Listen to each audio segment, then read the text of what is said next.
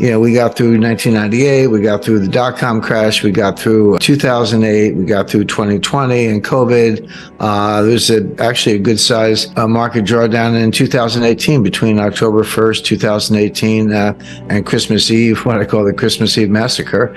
Stock markets dropped 20% in under 3 months when the Fed kept raising interest rates, even though the economy was weakening. So they have seen those, but every single time it came back, even in COVID, March, April 2020, the stock market went down 30%. It did. I mean, just almost straight down.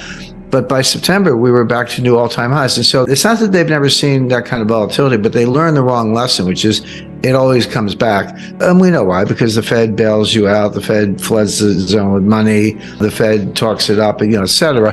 But the counterexample in 1929, when the stock market did crash, it was down 23% over 2 days. It was like a 12% day and an 11% day in late October 1929. But it kept going. The stock market crashed in October 1929, but it bottomed in June 1932. That was a 3-year moving crash or rolling crash, whatever you want to call it, with some rallies along the way. And the total damage was over 80%, not 30%, not 40%, down 80%. And what people don't know, many people don't know, is you said, okay, then it rallied in 1933 and 1934. The Fed messed up again and blundered again, as they usually do, in 1937 and threw us into a double dip. But if you ask people, okay, well, everyone knows the stock market crashed in 1929. When did it regain those highs? How long did that take? The answer is 25 years. It was 1954 before the market recovered from 1929. Now, it doesn't mean there weren't gains along the way or you couldn't make money. You could. But if you say, oh, I'll just sit tight and wait till it comes back, well, a lot of people didn't live long enough. They never saw their money back because they didn't live 25 more years. So that's a real bear market. It's happened before. The point is you need to be prepared for things like that. And no one alive, but very few people alive have seen anything like that. And if you say, well, what if we had another market crash right now? We'll talk about reasons why in a second. Why couldn't the Fed just come right back in and print some more money and do the same thing over again and bail out the new failures, whoever they may be? You can just kind of keep bailing things out. Why not do it again? What's the big deal? Well, the answer is each bailout is bigger than the one before. And that's the point. You can go all the way back, 1994, Mexico, 1998, Russia, LTCM, 2000, dot-com, 2008, Lehman, 2020, pandemic. And they do bail out, but each one's bigger than the one before. I mean, we threw out $6 or $7 trillion of new debt on top of a $1 trillion a year baseline, $7 trillion in new debt to kind of dig our way out of 2020. So there is a limit. There comes a time it's like, hey, this bailout is going to be 20 trillion. Sorry, that check's too big. We're going to have to let some things fail. So what could happen? The first thing on my list is we're heading for a very severe recession. I just want to kind of explain briefly the dynamics of that. So the Fed's raising interest rates. We know that. They started, so it wasn't that long ago, but March 1st, 2022, the Fed policy rate was zero. It was 0%.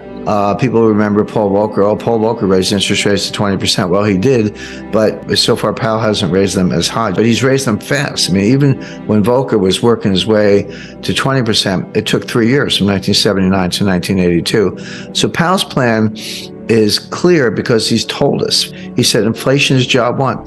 It's not that we don't care, but unemployment is going to go up. We're going to have a recession. He doesn't use the R word, by the way, but it's implicit in everything he says. We are going to have a recession. Unemployment is going up. And too bad. It's kind of too bad because we got to get inflation under control. And so the Fed is in search of something that they call the terminal rate. What's the terminal rate? The terminal rate is a rate that's high enough to bring inflation down on its own without further hikes.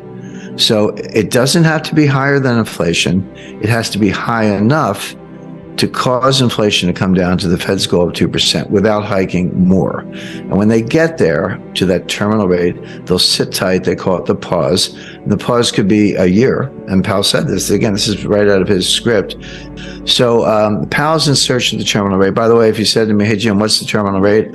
I would answer truthfully. I would say, I don't know. But neither does Jay Powell. Jay Powell doesn't know what the terminal rate is. He's kind of saying, we'll know it when we see it, but we're not there yet. And we're going to keep going. And they have what they call the dots, silly name, but the members of the Board of Governors and the Federal Reserve Bank presidents give estimates, or their estimates of unemployment, inflation, growth, and interest rates for the next 3 years, and they put them as dots on a chart, so they call it the dots. And then, Wall Street gets the dots, they do a central tendency and regressions and all this stuff. One of the top Fed insiders, practically sits in Jay Powell's lap, and has all the way back to Bernanke and Yellen, told me personally, he said, inside the Fed, they regard the dots as a joke. They're not better than guesses. Their forecasting ability is dismal. You or I would have better forecasts, and they wish they could get out of it, but they don't know how. So that's the truth. But the problem is, Wall Street and the financial media and the talking heads on CNBC, they want to talk about the dots, and it does affect market behavior. So even though it's a joke, even though the forecasts are terrible, you have to pay attention because it affects the markets. And if you're affecting the markets, you're on the wrong side, you're going to get run over. So I look at the dots not because I put weight on them as predictive analytic tools, but because the market pays attention. The market says, hey, inflation's already coming down. And so the market says, hey, you did it. You're already there. Inflation's coming down. Why don't you stop? And by the way, you're going to get the message. The economy is going to be slowing down. Inflation is going to be coming down. And then you're going to cut rates. This is the famous pivot. Whenever you hear of the Fed pivot, that's when the Fed turns around and starts cutting rates instead of raising them. And that'll be just in time, and growth will slow, but it won't be too bad. And we'll come in for a soft landing. And this is the Goldilocks scenario. So again, typical Wall Street, get the pom-poms out. The Fed's going to cut rates, and so buy stocks. That's all Wall Street knows, is buy stocks. But the conundrum is inflation coming down because the Fed is still hiking? Or is the inflation coming down because they're at the terminal rate? Well, we don't know. It's kind of hard to sort those things out. Powell would say, yeah, it's coming down. I know that, of course, but it's because I'm hiking and I'm going to keep doing it. My view is, no, you actually did it. It's mission accomplished. You just don't know it. That means, as usual, they're going to screw it up. They're going to blunder. They're going to go too far. And it's not going to be a mild recession. It's not going to be Goldilocks. In this version, Goldilocks gets eaten by the bears. In other words, you're going to throw this economy into a very deep recession because you're going to go too far, as usual. And you're not going to know it until too late. By the time you realize it's mission accomplished, you will have gone too far, too long, rates are going to be too high, and it's not going to be a soft landing. If Wall Street's talking up the stock market based on the soft landing Goldilocks scenario, but Powell's going to stick to his guns and raise rates too high, that's going to cause stocks to crash very severely, very suddenly. If the market were adjusting, say, yeah, Powell means it, it's going to keep, we ought to come down a little bit, that would be one thing, but that's not what's happening. The market's trying to rally. Powell's warning people what's going to happen. They're not listening, and it is going to happen.